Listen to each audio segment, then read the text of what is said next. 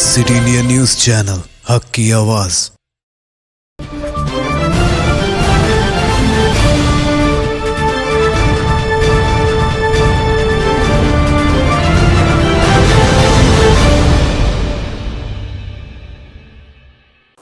अस्सलामुअलैकुम नाज़रीन, city India TV के बुलेटिन आने दक्कन की खबरों की शुरुआत में सबसे पहले देखेंगे हदीस शरीफ। अहादीस नबवी सल्लल्लाहु अलैहि वसल्लम। ला युरद्दु दुआउ बैनल अज़ान वल इक़ामती। तिर्मिज़ी शरीफ। अज़ान और इक़ामत के दरमियान दुआ रद्द नहीं होती।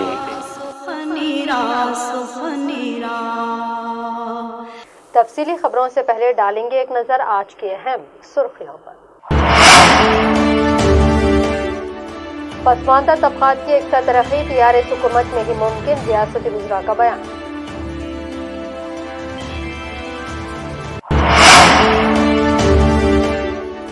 राजेंद्र नगर इलाके में सूटकेस से नाश भी दस्तियाब, पुलिस इस सिलसिले में मसरूफ है तहकीकात।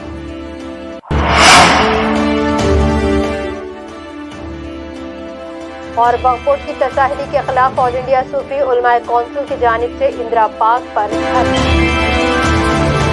रुख करेंगे आज की तफसीली और अहम खबरों की जानिब।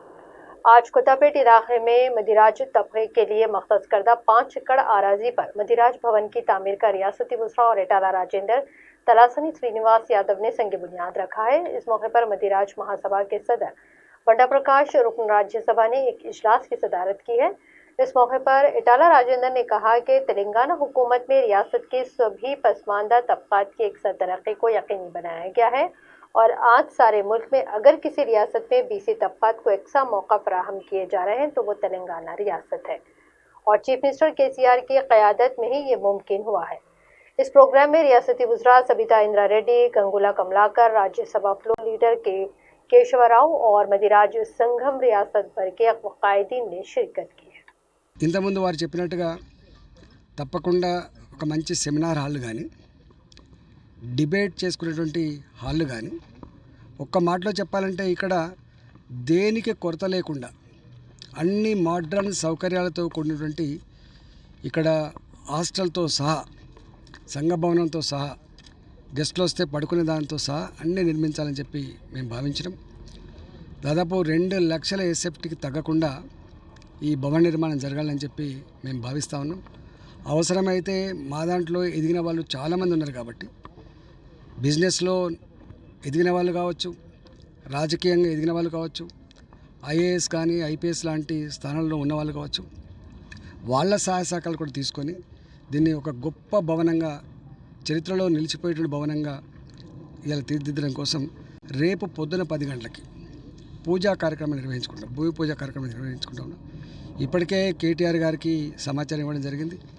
బీసీ వెల్ఫేర్ మినిస్టర్ గారికి, స్థానిక మినిస్టర్ గారికి, స్థానిక ఎంపీ గారికి, ఎమ్మెల్యే గారికి, ఎమ్మెల్సీలకి, అదేవిధంగా మా దాంట్లో ఉన్నటువంటి ముఖ్యులందరూ కూడా సమాచారం ఇవ్వడం జరుగుతుంది.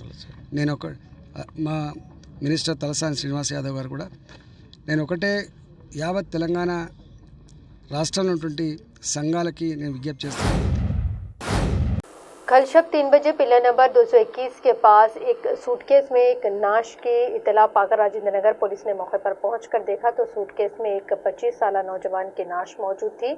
Assistant commissioner of police Rajendra Nagar Sanjay Kumar ने बताया कि इसका नाम रियाज है। रियाज की अहलिया ने कल शब फलकनुमा पुलिस स्टेशन में अपने शौहर की गुमशुदगी की शिकायत दर्ज करवाई थी और फेरोज और अफरोज के नाम भी इसने दर्ज करवाए थे। एसीपी ने बताया कि इस खुसूस में मज़ीद तहकीकात पर पता चला कि रियाज आखिरी मरतबा उसी के एक दोस्त सईद के साथ कहीं गया था और तभी से लापता है। इस रियाज के कत्ल के लिए सईद के रोल की भी तहकीकात की जा रही है। पुलिस के मुताबिक ये भी पता चला है कि रियाज और सईद इससे कबल भी चोरी के मामलात में मुलविस पाए गए। एसीपी राजेंद्र नगर ने फेरोज और अफरोज को हिरासत में ले लिया है। इस खुसूस में मज़ीद तहकीकात जारी है। नाश को बगैर पोस्टमार्टम अस्पताल मुंतकिल कर दिया गया है। पेश है हमारे नुमाइंदे मोहम्मद मोहसिन की ये रिपोर्ट। आज सुबह 3:30-4 बजे दरमियान Rajendra Nagar police station limits में आरामगढ़ से मेहदीपट्टनम जाते वक्त पिलर नंबर 222 के पास एक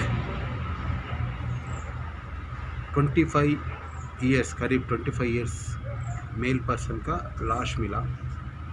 और लाश को हम लोग देखने से उसका नाम रियाज बोलकर मालूम हुआ हमारे को। बाद में उसका एड्रेस से हम लोग पता चला है तो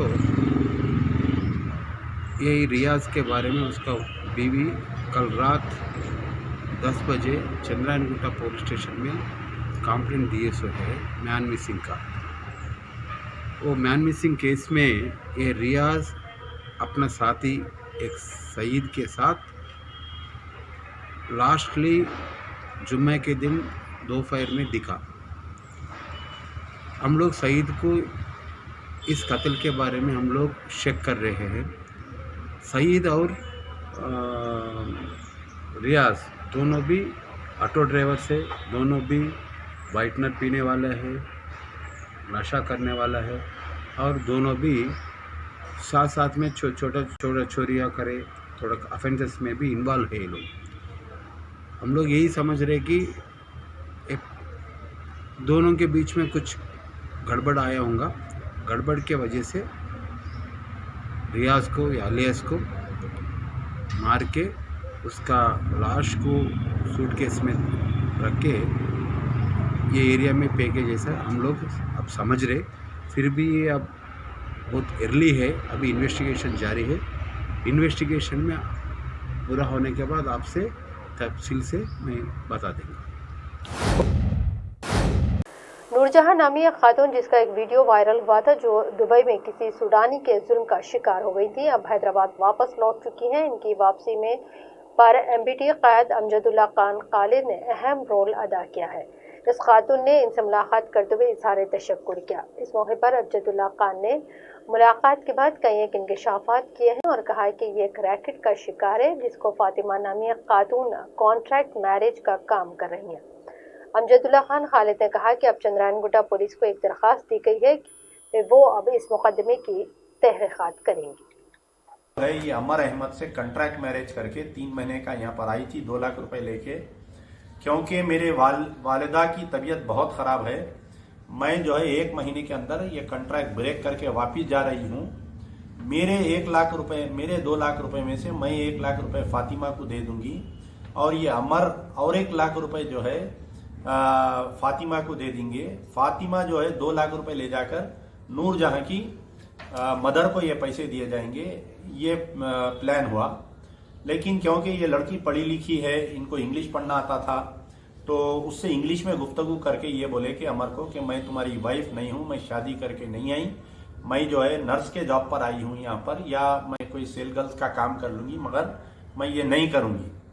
बाद में ये होता है कि जैसा ही इन्हों यहाँ पर पहुंचे, नाजनीन वहां से निकलकर हैदराबाद आ जाती है और ये फातिमा जो है इनकी वालिदा को घर पे जाकर वहां पर बिठाकर अपने ऑटो में ले जाकर गुलजार हाउस पे एक सोने चांदी की दुकान पर ले जाकर इनके गोद में 2 लाख रुपए रख के एक वीडियो बनाती है और वापिस फिर वो पैसे करके इनको लाके घर पे छोड़ देती और इनकी वालदा से ये बोलने लगाते कि मुझे 2 लाख रुपए मिल गए। इनकी वालदा बहुत ज़ईफ है, बहुत ही ऐसे ज़ईफ है कि इनको कुछ ज़्यादा मालूमात नहीं है।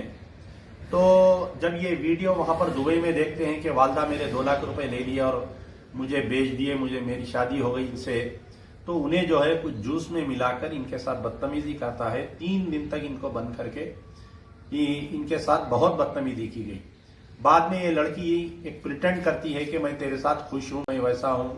उसके बाद में जो है ये हॉस्पिटल जाती है, वहां पर दुबई की, वहां पर एक दवाखाने में नर्स को बोलती है, नर्स दुबई की पुलिस को लाती है, दुबई की पुलिस आकर इनका पूरा डिटेल लेकर बाद में जो है इनको इंडियन एसोसिएशन के हैंडओवर करती है। बच्चे हैं, मेरे हस्बैंड का इंतकाल होने की वजह से मैं हॉस्पिटल में शमशीरगंज पे जॉब करती हूँ। 3 साल से जॉब कर रही हूँ। अल्हम्दुलिल्लाह मेरे को 6 साल का एक्सपीरियंस है। बाकी से 2nd ईयर पढ़े हुए हैं, नर्सिंग MPHW पढ़े, लेकिन एग्जाम नहीं दे सके क्योंकि उतनी गुंजाइश नहीं थी।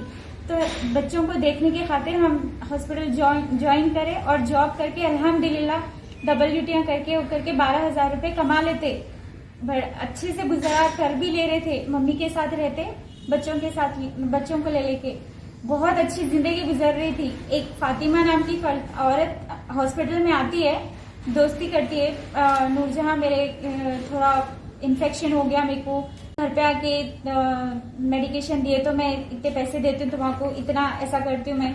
तो आंटी मैं 200 नहीं, मेरे को आने जाने का किराया वगैरह सब देते पर आप मेरे को वो करना, तो हाँ मैं दे देती हूँ, तुम चलो मेरे साथ। तो वो ऑटो खुद ही ले लेकर आते थे, हॉस्पिटल के आसपास ठहर के ऑटो में बिठा लेके जाना, मेडिकेशन सब हो जाने के बाद घर पे भी लेके जाके छोड़ते थे उन्होंने मेरे को।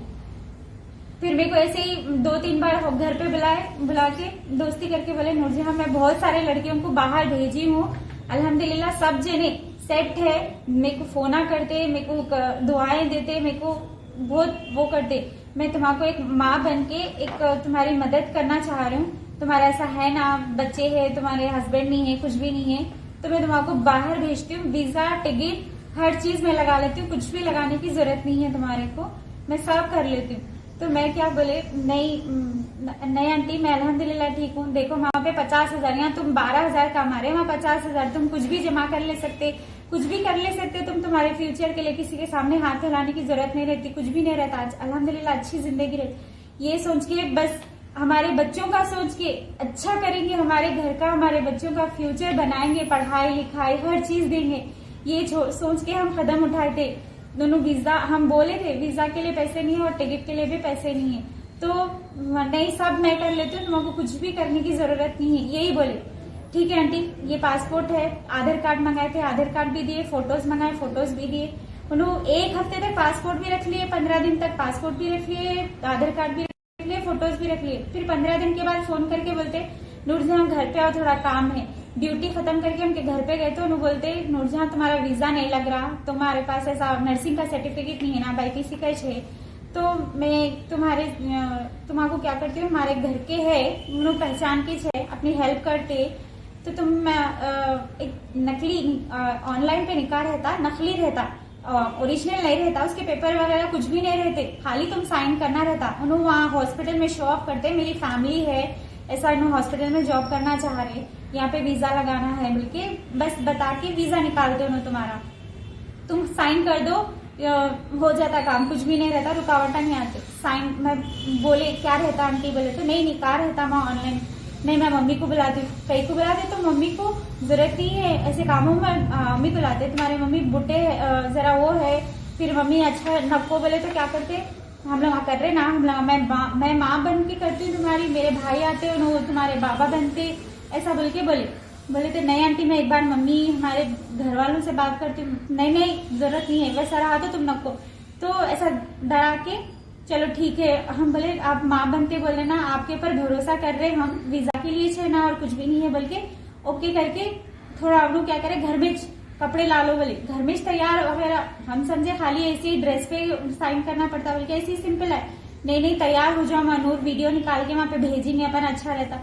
तैयार होके करके पूरा वीडियो निकालने लगा, उन्होंने ऐसा निकाह के पेपर साइन करने लगा, कोई खाजी करते उन्होंने 50,000 रुपीज लेते कहते एक निकाह घर पे आके पढ़ाने के, वो खाजी को बुलाए 50,000 रुपए देना पड़ता उनको, मुश्किल से मिलते हैं, वो मिलते नहीं, ऐसा वैसा बोल के खाजी और उनके एक भाई थे, वो मेरे को बाबा बना के मेरे बाजू में बिठाए, वो साइन ले लिए, साइन ले लेने के बाद फिर मेरे को घर को छोड़ दिए। 1 हफ्ता गुजरा, वीजा लग गया बल्कि बोले, तो वीजा की कॉपी भेजो, बोले तो नहीं वीजा की कॉपी अभी नहीं, मैं एयरपोर्ट पे भेजती हूँ, एयरपोर्ट पे भेजती हूँ, ये कर रहे थे उन्होंने।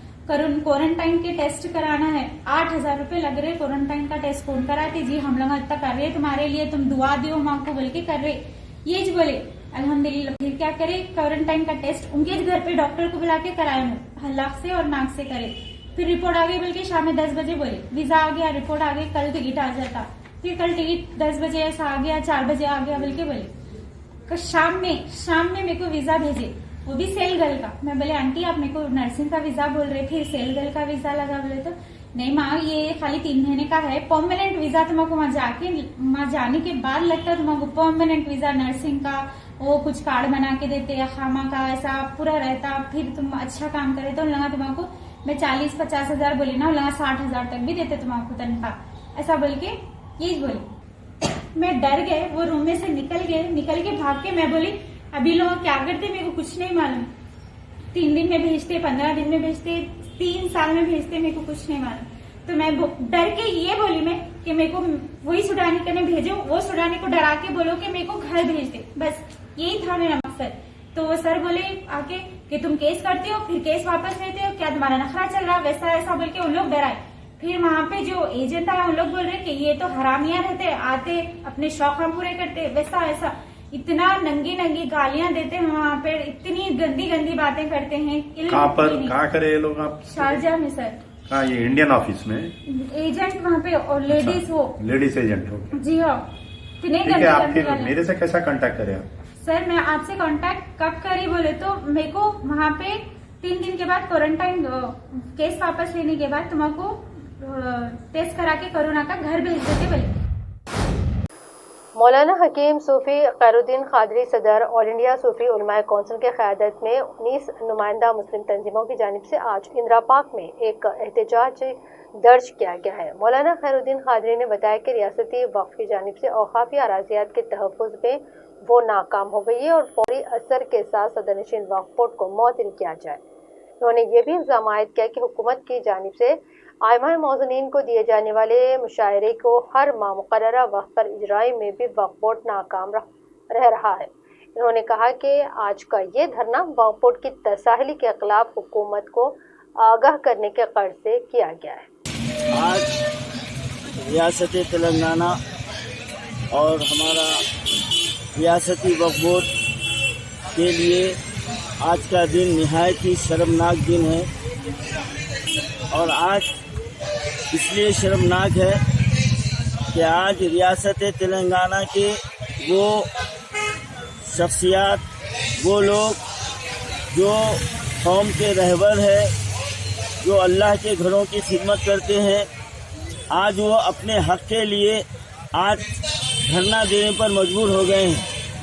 और ये हमारी हुकूमत और हमारी वक्फ बोर्ड की काहली और उसकी जो है ना ये गलत पॉलिसियों का नतीजा है कि आज हमारा वक्फ बोर्ड आज भी अपनी जो है ना रविश को बदलने के लिए तैयार नहीं है।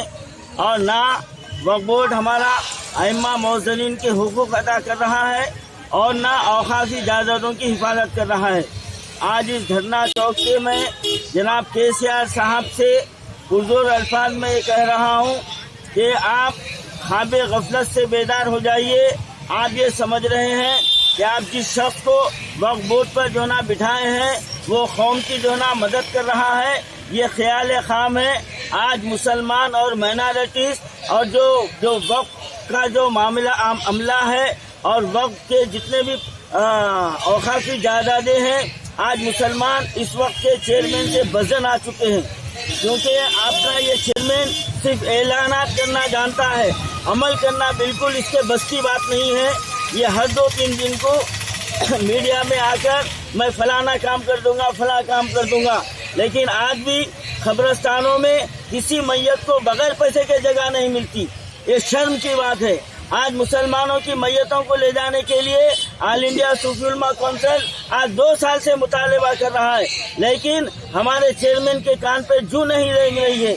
ये शर्म की बात है, जबकि औकाफी जायदादों से जो आमदनी आ रही है उस पर मुसलमानों का हक है, लेकिन आज मुसलमानों की हक तलफी की जा रही है। नाज़रीन, यहाँ बुलेटिन में वक्त तो चला है मुख्तसर से वक्फे का।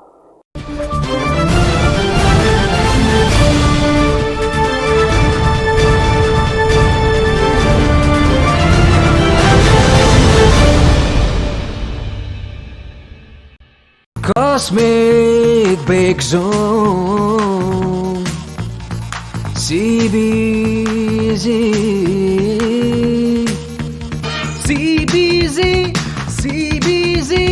नंबर 1 है CBZ। कॉस्मिक बेक जोन जो शहर महबूब नगर की मशहूर व मारूफ बेकरी है, जो जायके के लिए ही नहीं बल्कि बच्चों को सुरूर पहुंचाने वाले माहौल के साथ बड़ों के जायके का भी खास ख्याल रखती है। हमारी खसूसियत यह है कि जुबान पर रखते ही घुल जाने वाले केक, कार्टून नुमा cake, special cake, eggless cake यहाँ पर दस्तयाब है। इतना ही नहीं बल्कि जायका से भरपूर पिज़्ज़ा, बर्गर और कई इकसाम के आइसक्रीम और ख़ास बिस्किट और कई हमा इकसाम की बेकरी आइटम और शीरमाल मीठे की रोटी, असली घी और मेवा जात से भरपूर ड्राई फ्रूट के रोट वाजबी दाम पर यहाँ दस्तयाब है। आप अपने घरों की शादियों और दीगर तकरीबात के लिए भी स्विगी के जरिए अपना ऑर्डर बुक करवा सकते हैं। फिर देर क्यों, तशरीफ लाइए। कास्मिक बेक जोन जो रियासत तेलंगाना की जानिब से नंबर 1 बेकरी अवार्ड का खिताब ले चुका है। हमारा पता है कास्मिक बेक जोन नस्त HDFC bank government hospital road, महबूब नगर। एक बार खाने जो आए यहाँ, बार बार आने को चाहे यहाँ।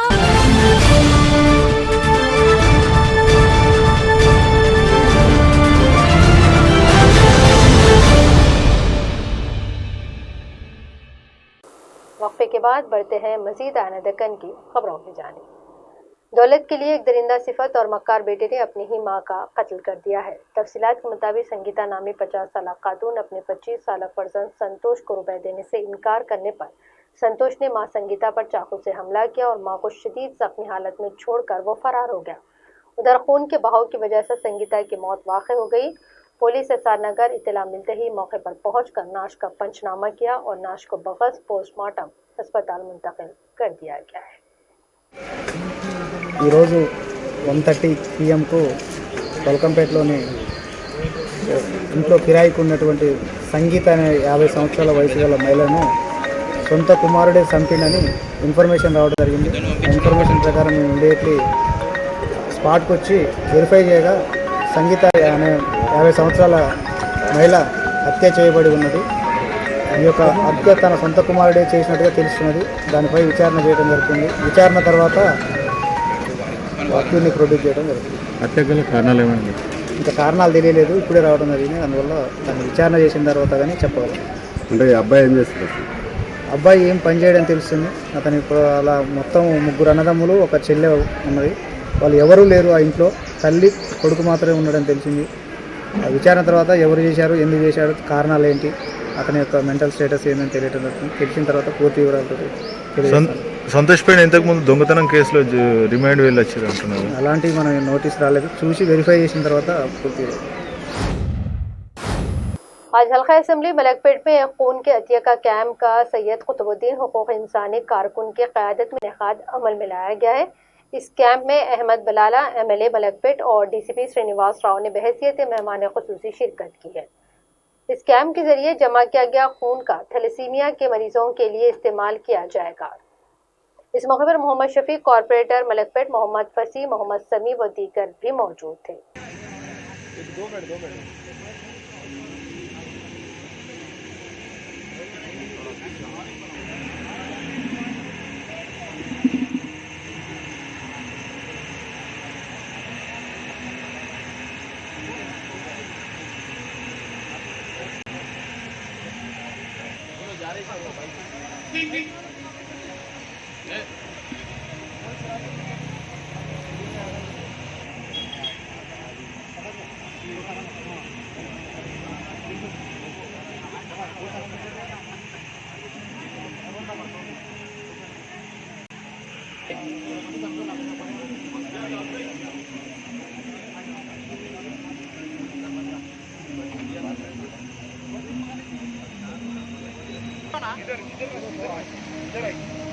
इधर आइए प्लीज, माफी चाहता हूँ। इधर आइए, बाजू का आइए, नहीं तो इधर अंदर आइए, स्टेज पे जाइए, पीछे जाइए।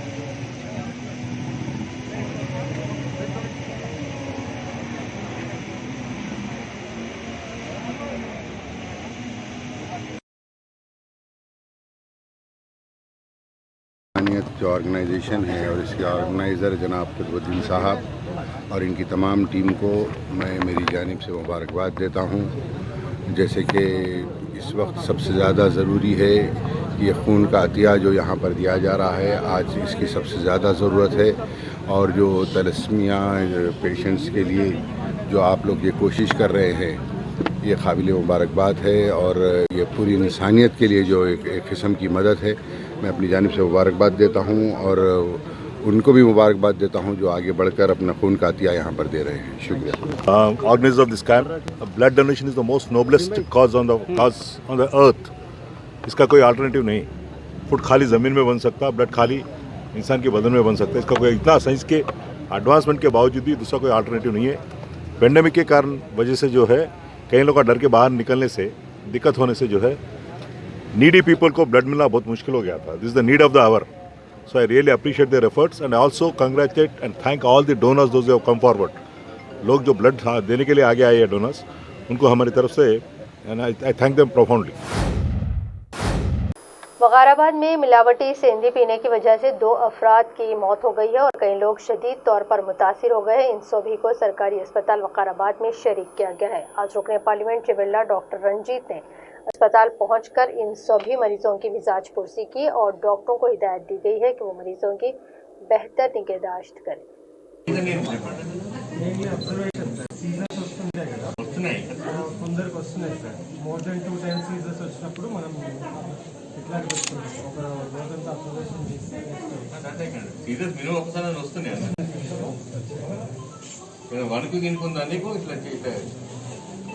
ఏంటండి పేరు చేయితే అప్పుడు పంపిస్తామండి మళ్ళీ అక్కడ దాకా పోయినాక మళ్ళీ ఏమైనా మళ్ళీ నుంచి రావద్దు మ్యాక్సిమం అండినా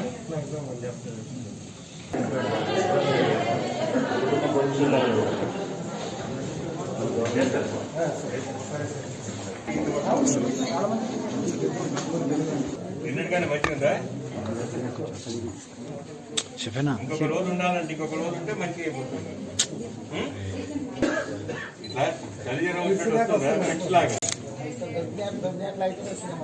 ఇప్పుడు ఏమైతలేదు కదా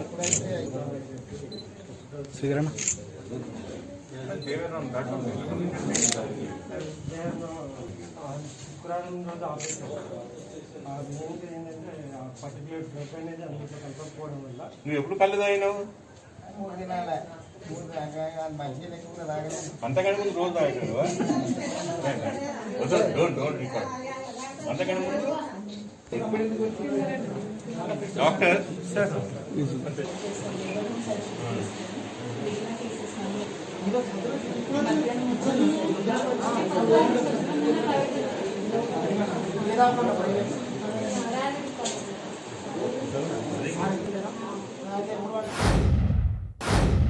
संगारेड्डी जिले में शराब की दुकानों में मुसलसल चोरी के वाकयात में लगातार इजाफा देखा जा रहा है। इसी बीच जहीराबाद पुलिस सब डिवीजन इलाके में पिछले 1 हफ्ते में 4 शराब की दुकानों में चोरियां की गई हैं।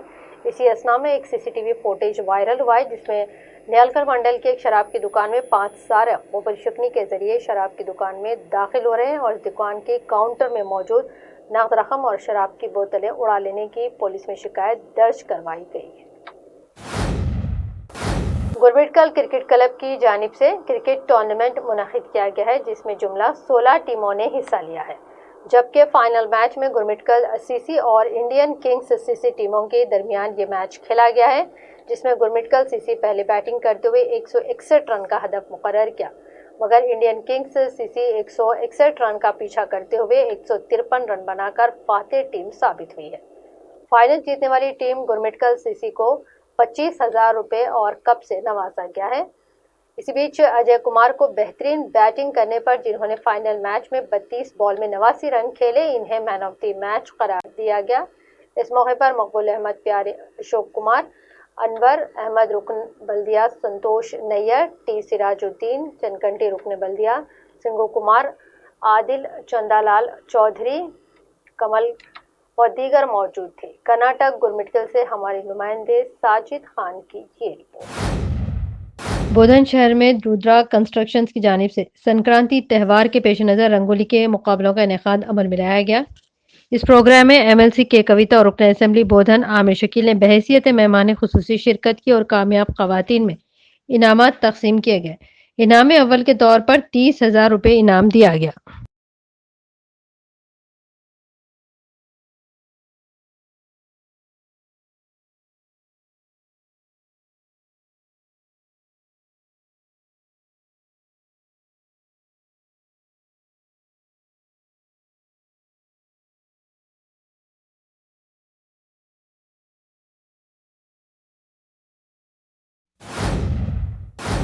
नाज़रीन, बुलेटिन के अख्ताम से पहले डालेंगे नजर आज की अहम सुर्खियों पर।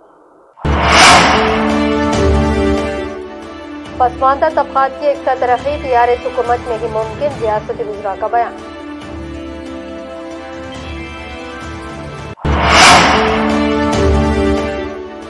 राजेंद्र नगर इलाके में सूटकेस से नाश भी दस्तियाब, पुलिस इस सिलसिले में मसरूफ है तहकीकात।